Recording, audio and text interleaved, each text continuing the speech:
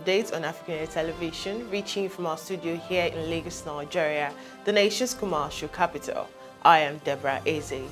On the Nigerian scene today, the federal government has declared Monday 11th and Tuesday 12th July 2022 as public holidays to mark this year's Eid-il-Kabir celebration. The Minister of Interior, Ogbeni Rauf Aregbesola, who made the declaration on behalf of the federal government, congratulates all Muslims and Nigerians both at home and in diaspora. On this occasion, the minister assured that the administration of President Muhammadu Buhari is committed to the security of lives and properties of all Nigerians, empowering the citizen for successful living, the provision of social investment programs and adequate securities in the schools.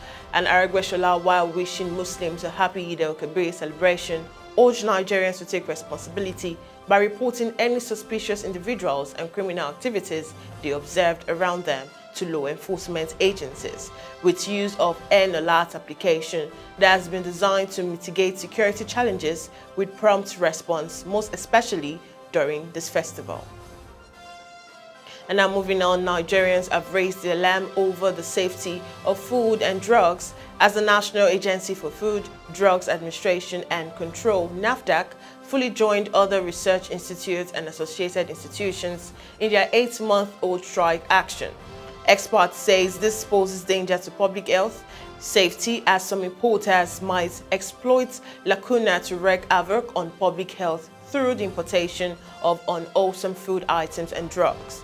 This implies that the agency would partially or particularly be unable to carry out its mandate of controlling and ascertaining the safety of wholesomeness of food imported through seaports, airports and land borders. According to IAR, the country should also expect a shortage of food production early next year unless the federal government takes immediate steps to resolve the current strike by the Agricultural Research Institute. And now still in Nigeria, Lagos State Governor Babajide Sanwo-Olu has directed the suspension of the state's guidelines on safe termination of pregnancies for legal indications issued by Directorate of Family Health and Nutrition in the Ministry of Health. This was contained in a statement by the Commissioner for Health, Professor Akin Abayomi, titled Retraction on Guidelines Relating to Safe Termination of Pregnancy for Medical Reasons in Lagos State. Sanwo-Olu said that the new guidelines would not be implemented until adequate deliberation. The governor added that the suspension would also allow for adequate public sensitization and stakeholders' engagement to reach a consensus required for successful guideline development. And now the statement reads, among the several factors that contribute to maternal mortality, illegal abortion and high-risk pregnancies leading to unresolvable complications rank high. The Lagos State Ministry of Health is seeking different methods to eliminate illegal abortion and ensure that a mother does not die at childbirth, thereby disrupting an entire family unit. In this regard, it became imperative to examine, in keeping with existing national and state laws and policies, if there are indeed justification and medical reasons to offer abortion to a woman whose life is threatened by pregnancy. End of quote. Now away from Nigeria, demonstrations resumed Thursday in Conakry in protest at the arrest of 3 leaders of an influential political and civil society coalition who have now been charged after previous clashes that injured 17 police officers. The officers were hurt, one seriously wounded after violent demonstrations Tuesday and Wednesday following the arrest. The clashes, which began on Tuesday evening, saw a lull earlier Thursday before demonstrators armed with stones and sticks again clashed with police in several Conakry suburbs, forcing stores to open or remain closed. The FNDC coalition has been vocal against former President Alpha Conde, overthrown in September last year by a military junta.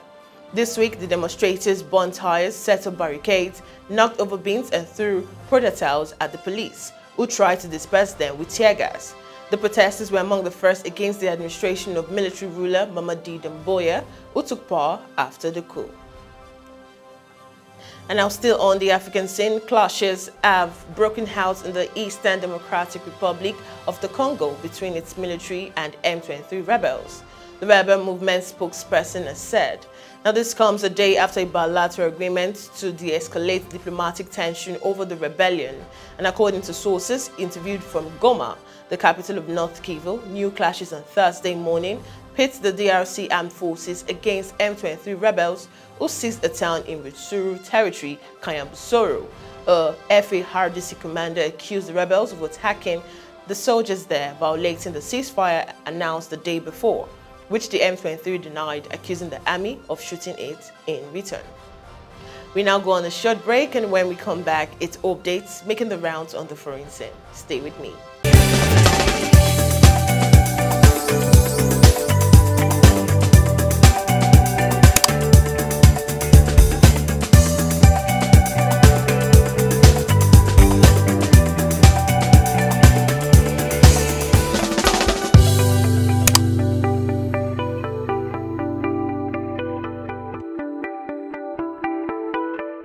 And now welcome back on the foreign scene today. Japan's former Prime Minister Shinzo Abe was shot at a campaign event on Friday, a government spokesman said, as the local media reported the ex-leader was showing no vital signs.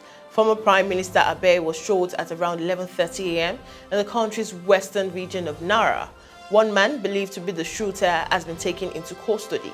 The condition of former Prime Minister Abe is currently unknown, and local media, including national broadcaster NHK and the Kyodo News Agency, said the former Prime Minister appeared to be in cardiorespiratory arrest, a term often used in Japan before a feared death can be officially confirmed by a coroner.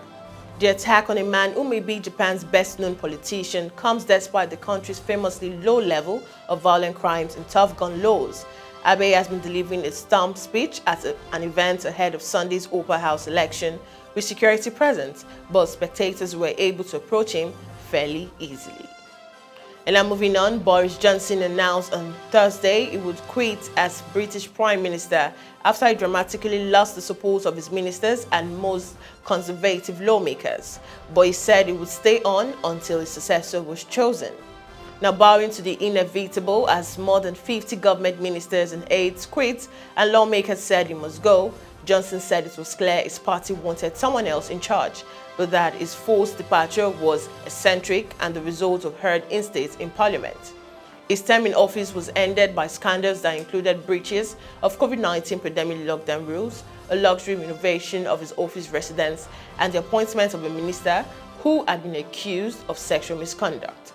There were cheers and applause as he began his speech, while boos rang out from some outside the gates of Downing Street.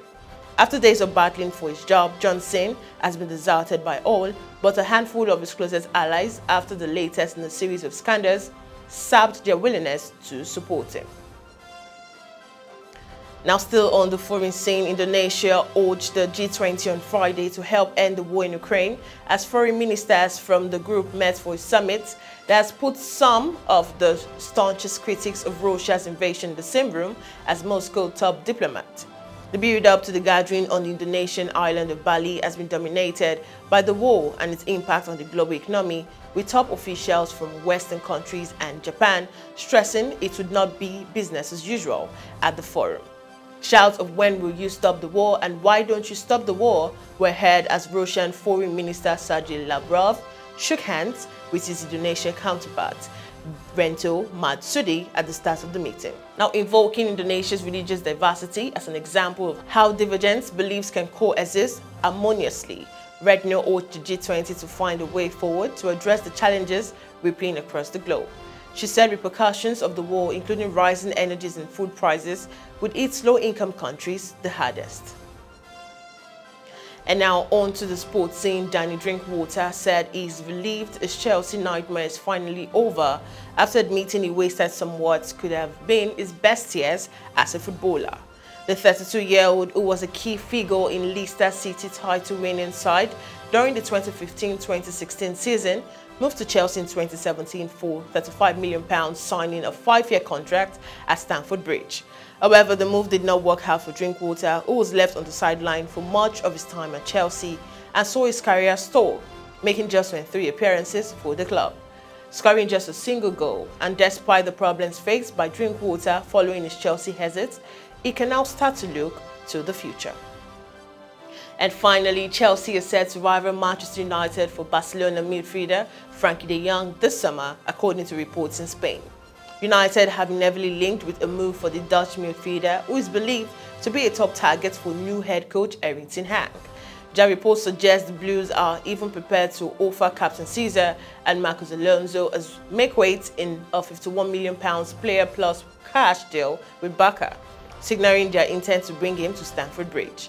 Alonso, who has 12 months to run on his current deal, has hinted at a return to Spain in recent months, while Caesar's future is also in doubt despite triggering a one-year contract extension at the end of last season. Though with Chelsea now keen to beat their Premier League rivals to the signing, Barca may look to spark a bidding war between the two sides this summer. And that concludes the news update on AFRICUNIA television. Do follow all our social media platforms on Jointon, Pangram.ct, Instagram, Facebook, and on Twitter in that respective order. Subscribe to our YouTube channel on www.youtube.com/AFRICUNIA TV.